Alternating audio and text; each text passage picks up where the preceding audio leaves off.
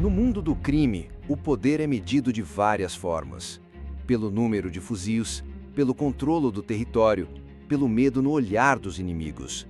Mas a prova final de um reinado é a sua fortaleza, o seu castelo. E na Serrinha, o chefão Lacoste, um dos reis do terceiro comando puro, tinha construído o seu. Uma mansão de luxo, erguida com o dinheiro do medo e do sofrimento. Um símbolo de poder que ele acreditava ser impenetrável.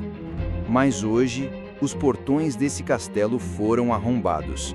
E o que o Bop encontrou lá dentro não foi um rei a defender o seu trono.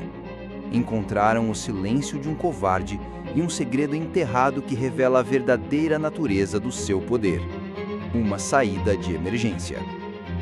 Este é o dossiê da queda de um império.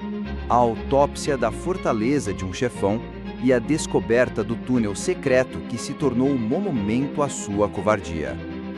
Antes de entrarmos nos quartos e nos segredos desta mansão, a sua ajuda é a nossa blindagem. O tema de hoje é pesado e a nossa voz precisa de ser forte. Inscreva-se no canal, comente a palavra túnel e deixe o seu like para nos ajudar a continuar a expor os bastidores do poder. Tudo começou com a operação que abalou a Serrinha, a caçada do Bop aos líderes do TCP, Coelhão e Lacoste. Como revelamos no nosso último dossiê, a fuga desesperada pela mata, captada em áudio, humilhou a facção. Mas a história não acabou aí. Após a fuga dos chefões, os caveiras iniciaram a fase de consolidação, a vasculhar o território à procura dos segredos que os fugitivos deixaram para trás. E o prêmio principal era a Fortaleza de Lacoste. Fontes de dentro da operação descrevem a casa como um oásis de luxo no meio da comunidade. Uma mansão de 3 andares, com piscina, área de churrasco, ar-condicionado central e acabamentos de primeira linha. Um insulto à realidade dos moradores que vivem sob o seu jugo.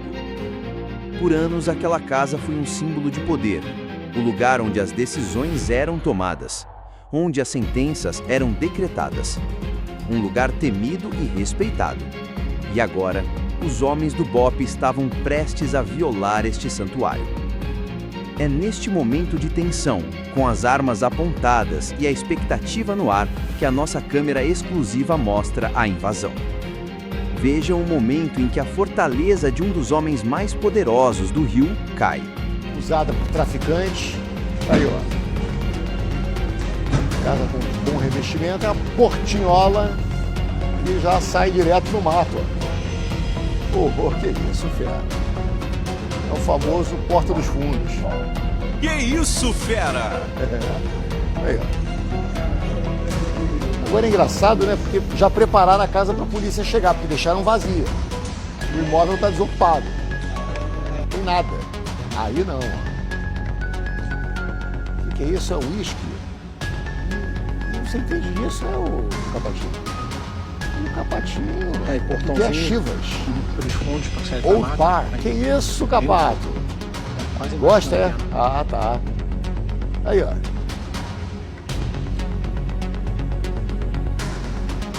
Então, falam que esse imóvel é um que a gente já mostrou algumas vezes, fica lá em cima na Serrinha. Aí, ó. Diz que é ao lado de onde eles consertam as armas. E é isso.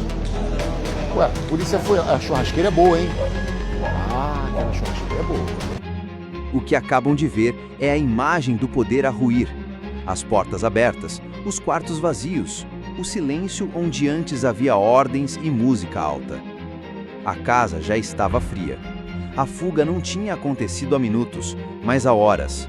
O rei e a sua corte tinham abandonado o palácio muito antes da chegada dos inimigos. Mas como? Como é que com o cerco formado, com os helicópteros no ar, um dos alvos principais da polícia do Rio de Janeiro simplesmente evapora? A resposta não estava à vista. Estava escondida. Enquanto revistavam a casa em busca de armas ou drogas, os operacionais do Bop notaram algo estranho em um dos quartos do andar inferior. Um guarda-roupa pesado, de madeira maciça, encostado numa parede que, pela planta da casa, deveria dar para o exterior. Estranhamente, não havia janela naquela parede. Fontes que participaram da busca descrevem a cena. Ao arrastarem um móvel pesado, o segredo foi revelado. Não era uma parede de alvenaria, era uma parede falsa. E atrás dela, uma abertura escura e úmida. Uma passagem. A entrada para um túnel. Não era um buraco improvisado. Era uma obra de engenharia. Escavado e escorado com madeira, com um sistema de ventilação precário e iluminação. O túnel, segundo a perícia inicial, estendia-se por mais de 50 metros por baixo da terra, passando por baixo de outras casas, até uma saída discreta no meio da densa área de mata que rodeia a serrinha. E aqui eu pergunto a vocês: um homem que constrói um túnel secreto para fugir da sua própria casa, está planejando lutar até o fim por sua comunidade? Ou já estava planejando a sua própria traição e abandono desde o início? Deixe sua opinião nos comentários. A descoberta deste túnel é mais do que uma curiosidade tática. É a prova material da mentalidade desses chefões. Enquanto eles exigem que seus soldados morram a defender o território, eles próprios constroem rotas de fuga secretas para salvar a própria pele. A lealdade que eles pregam é uma via de mão única.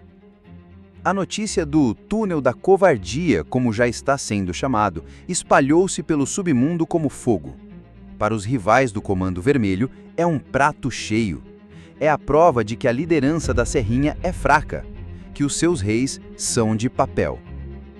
Para os próprios membros do TCP, a descoberta é uma humilhação. Como podem confiar a vida a um líder que, ao primeiro sinal de perigo, foge por um buraco no chão como um rato? Lacoste pode ter escapado da prisão hoje, mas a sua reputação foi enterrada para sempre naquele túnel. A fortaleza caiu, não pela força das balas, mas pelo peso da sua própria covardia. No próximo dossiê, vamos analisar a guerra interna que já explodiu dentro do TCP, com novas lideranças tentando tomar o lugar deixado pelo rei fugitivo, e a ofensiva do CV, que agora vê a Serrinha não mais como uma fortaleza, mas sim como um prêmio maduro à espera de ser colhido.